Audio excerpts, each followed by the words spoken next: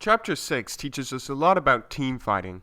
It has many very important points brought up in it, and it actually has a lot of relevant notes from other great leaders and military strategists added onto the original text, giving us even more information. For instance, on line 2, we're told, "The clever combatant imposes his will on the enemy, but does not allow the enemy's will to be imposed on him." This is summed up again in the 1902 biography of Stonewall Jackson, which states, "One mark of a great soldier is that he fights on his own terms or fights not at all." This is hugely important in League of Legends. Controlling when you fight and when you don't can win or lose you a game.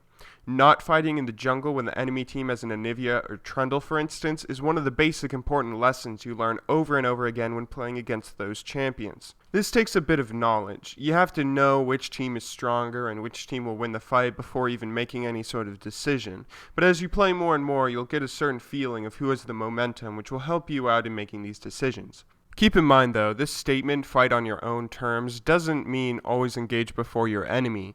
Someone may first think that this means the person who engages always wins or something like that, and while in all honesty that may be true if the engaging team is always right about who will win, and it's them, even then that doesn't mean you should always engage before your enemy. In fact, there's an entire military strategy based around avoiding your opponent's engagements. It's known as the Fabian strategy, named after the Roman general Quintus Fabius Maximus. Rather than engage the enemy, he would retreat and retreat and retreat until his opponent made a mistake that he could capitalize on.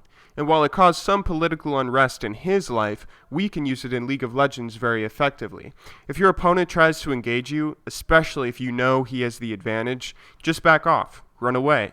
Either he'll retreat, where if he does, you can just move back up to defending your tower, dragon, baron, or, whatever, or he'll chase after you. If he chases, 99 times out of 100, he'll spread himself too thin, go too far, leave a carry exposed, or leave a teammate behind, giving you the opportunity to jump in, pick him off, fight 4v5, and swing the momentum back in your favor. This theme of doing what your opponent is unprepared for or doesn't expect is brought up again in this chapter.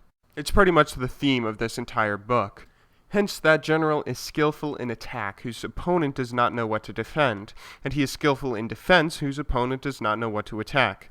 This may sound like a bit of just some saying that doesn't have much to do with League, but it does bring up a point of intelligence. Many times, especially in lower elos or lower ratings or divisions or whatever, players don't know everything that they're capable of. They lose out on kills, dragons, barons, towers, all because they weren't aware of what they can do. Chaox actually showcased this on stream a while back. When he was smurfing on the NA servers, climbing up the ladders, showing you how to carry, he'd get a double kill bottom lane and immediately make his team go do dragon. Then he'd do something like ask the viewers, "How many of you knew to do dragon after that tower?" You always have to look for extending your lead, pushing your advantage, and doing everything you can to punish your opponents for their mistakes.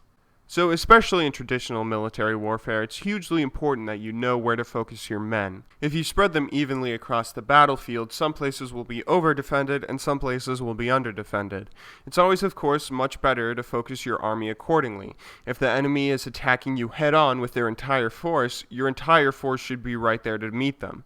Frederick the Great once gave instructions to his generals stating, "A defensive war is apt to betray us into too frequent detachment. Those generals who have but little experience attempt to protect every point, while those who are better acquainted with their profession have only the capital objective in view, guard against a decisive blow, and acquiesce in small misfortunes to avoid greater." This is saying it's okay to lose that bottom outer turret 50 minutes into the game, because if you go defend it, the enemy team will see you and go do Baron. Each team has the same number of resources and men. You have to be careful about where you distribute them. Always try to anticipate your opponent's next move so you can be ready yourselves for a response. Water shapes its course according to the nature of the ground over which it flows. The soldier works out his victory in relation to the foe whom he is facing. You have to be able to adapt in relation to what's happening on the battlefield or in a game for you to be successful.